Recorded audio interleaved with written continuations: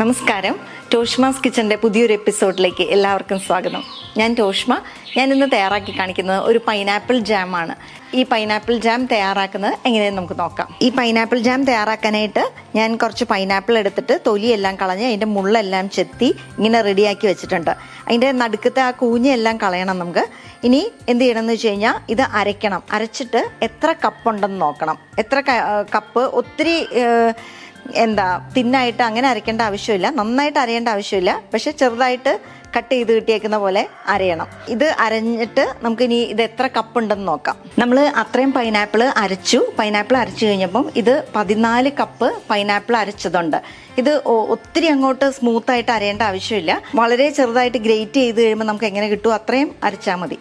അത് കഴിഞ്ഞിട്ട് ഇപ്പം 14 കപ്പ് പൈനാപ്പിൾ ഉള്ളതുകൊണ്ട് അത് 2:1 ആണ് പൈനാപ്പിളും പഞ്ചസാരയും തമ്മിലുള്ള റേഷ്യോ. അപ്പം നമ്മൾ 7 കപ്പ് പഞ്ചസാര എടുക്കണം. ഇത് ഞാൻ 7 കപ്പ് പഞ്ചസാര എടുത്ത് വെച്ചിട്ടുണ്ട്.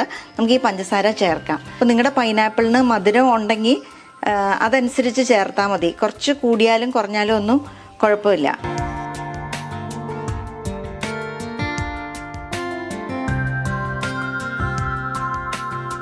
പക്ഷെ നല്ല മധുരമുള്ള പൈനാപ്പിൾ ആണെങ്കിൽ ഇത്രയും പഞ്ചസാര ചേർത്ത്, അല്ലെങ്കിൽ നമുക്ക് കുറച്ച് മധുരം ഇഷ്ടമെങ്കിൽ ഇത്രയും പഞ്ചസാര ചേർക്കണം എന്നില്ല.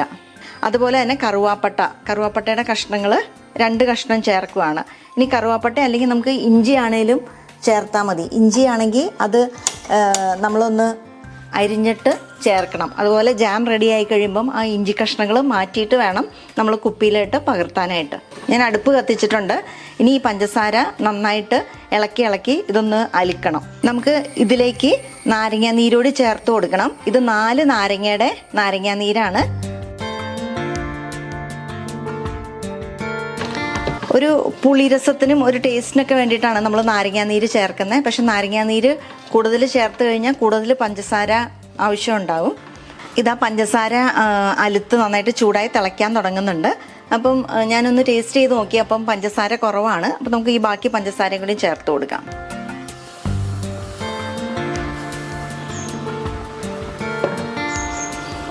പഞ്ചസാര അലുത്തിട്ടുണ്ട്, മധുരം കുറവാണ്. അപ്പം ഞാൻ ഈ ബാക്കി പഞ്ചസാര, അതായത് ഇപ്പം 14 കപ്പ് പൈനാപ്പിൾ അരച്ചതിലേക്ക് ഞാനിപ്പം 7 കപ്പ് പഞ്ചസാര ചേർത്തിട്ടുണ്ട്. അതുപോലെ തന്നെ 4 നാരങ്ങയുടെ നാരങ്ങാനീരും ചേർത്തിട്ടുണ്ട്. 2 വലിയ കഷ്ണം കറുവാപ്പട്ടയും ചേർത്തിട്ടുണ്ട്.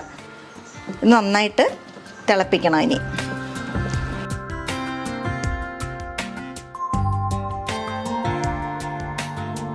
ഇത് തിളച്ചിട്ടുണ്ട്.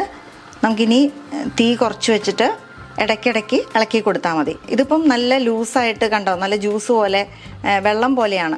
പക്ഷേ ഇത് നമുക്ക് ഇനി നല്ല തിക്കായിട്ട് കിട്ടും. ജാമിൻ്റെ ആ കൺസിസ്റ്റൻസി തന്നെ കിട്ടും. അതിന് കുറേ സമയം തീ കുറഞ്ഞ തീയിൽ നമ്മളിങ്ങനെ വെള്ളം പറ്റിച്ചെടുക്കണം. ഇതാ നമ്മുടെ പൈനാപ്പിൾ ജാം റെഡി ആയിട്ടുണ്ട്. ഇത് നമുക്ക് തീ നിർത്താം. ഇനി നമ്മൾ എങ്ങനെയാണ് റെഡി ആയെന്ന് നോക്കുന്നതെന്ന് വെച്ച് കഴിഞ്ഞാൽ, ഇത് ഞാൻ ഫ്രീസറിൽ വെച്ചൊരു പ്ലേറ്റാണ്.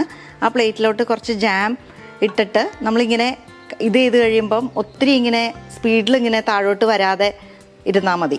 ഇത് റെഡി ആയിട്ടുണ്ട്. നമുക്കിനി ഒരു ജാറിലേക്ക് പകർത്താം.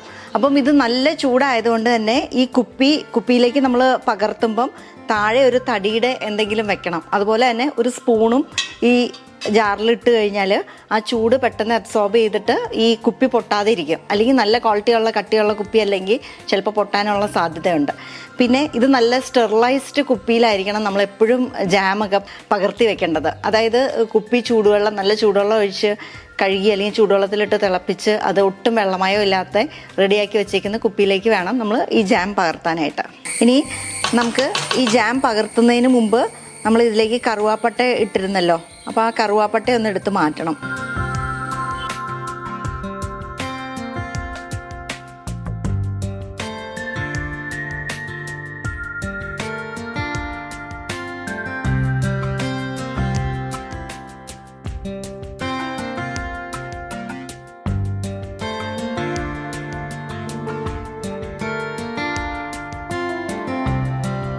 നമ്മളിന്ന് തയ്യാറാക്കിയത് പൈനാപ്പിൾ ജാമാണ്. ഇത് വളരെ എളുപ്പത്തിൽ തന്നെ വീട്ടിൽ തന്നെ നമുക്ക് തയ്യാറാക്കിയെടുക്കാം. കൺസിസ്റ്റൻസി കറക്റ്റ് ആയിരിക്കുക എന്നുള്ളതാണ് ഈ ജാം തയ്യാറാക്കുമ്പോൾ ഏറ്റവും അധികം ശ്രദ്ധിക്കേണ്ട ഒരു കാര്യം.